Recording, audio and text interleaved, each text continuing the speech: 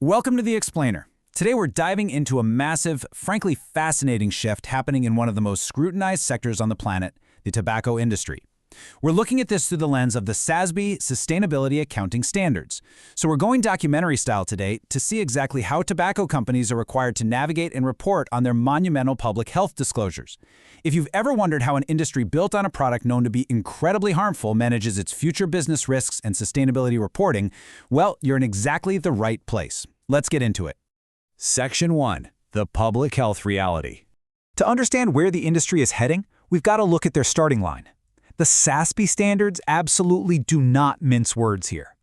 They ground their metrics in undeniable facts. Tobacco use creates serious, proven health risks. We're talking lung disease, cancer, and heart disease.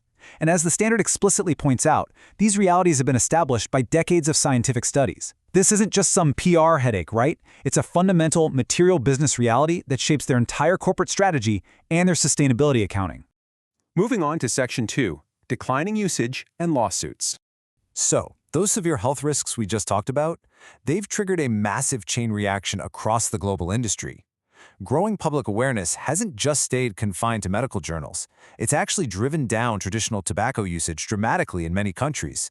And right alongside that decline is a barrage of costly lawsuits from individuals, governments, and corporations, which has led to some massive financial settlements. From an investor's perspective, this traditional combustible model is essentially a shrinking pie that's just burdened by heavy legal and social liabilities. Which brings us to Section 3, the Harm Reduction Pivot. So how exactly does an industry survive a steep decline in its core product? Well, they execute a major strategic shift. On one hand, you got traditional combustible tobacco products, your cigarettes and cigars, which are tied to that declining usage. But on the other hand, manufacturers are rolling out a huge array of what they officially call harm reduction products. The industry's goal here is twofold. They want to minimize health impacts while simultaneously tapping into entirely new consumer markets. It's a pivot designed for pure survival and future growth. Let's break that down in Section 4. Defining new nicotine products. To hold these companies accountable to this pivot, SASB standards require really precise revenue reporting. But first, we need to define the products themselves.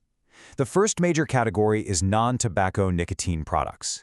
These rely on delivering nicotine entirely without using actual tobacco plant material.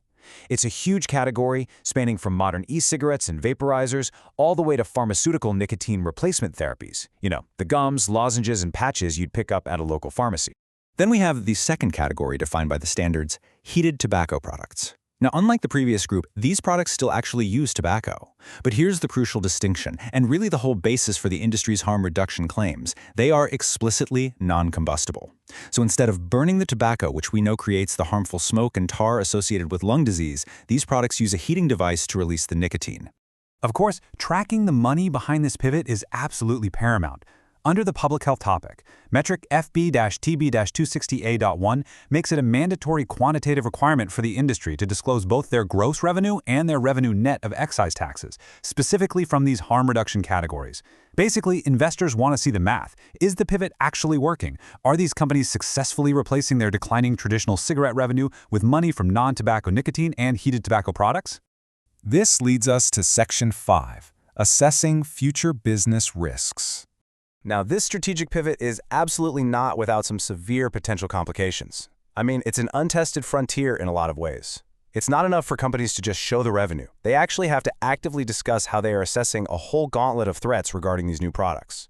They have to detail the technical hurdles of bringing them to market, report on consumer and public perceptions of safety, and crucially, transparently discuss shifting regulatory landscapes and reputational risks. How governments are going to ultimately regulate heated tobacco and e-cigarettes is a massive, material business risk that investors desperately need to understand. But it's not all doom and gloom. Conversely, the standards don't just focus on the downside. Under that exact same metric, companies are also required to discuss the opportunities these products present. They need to outline the scope and success of their current portfolio and detail their growth plans for future product categories. They're explicitly asked to discuss how these products might help them capture new market segments and how they align with the stated goal of reducing traditional cigarette smoking. It's really about laying out the entire roadmap for the company's future in a post-combustible world. However, there is a direct quote from the SASB framework that highlights the ultimate business vulnerability looming over this entire corporate strategy. It reads, "Scientific studies questioning these assertions of harm reduction may emerge, with continuing effects on entity revenue and growth potential." Honestly, this is the Achilles heel. The entire pivot rests on the underlying premise that these new products are, in fact, less harmful. Which brings us to the core tension of this entire explainer. I want to leave you with this final thought to ponder. If new, long-term scientific evidence emerges that fundamentally undermines these harm reduction claims, what happens to the billions of dollars invested in this pivot? How will the tobacco industry survive its next chapter if the very products designed to save it face the same regulatory and social backlash as traditional cigarettes? It's literally a multi-billion-dollar question, and thanks to these SASB standards, it's one the industry has to openly analyze for the whole world to see. Thanks for joining me on this deep dive. Catch you next time.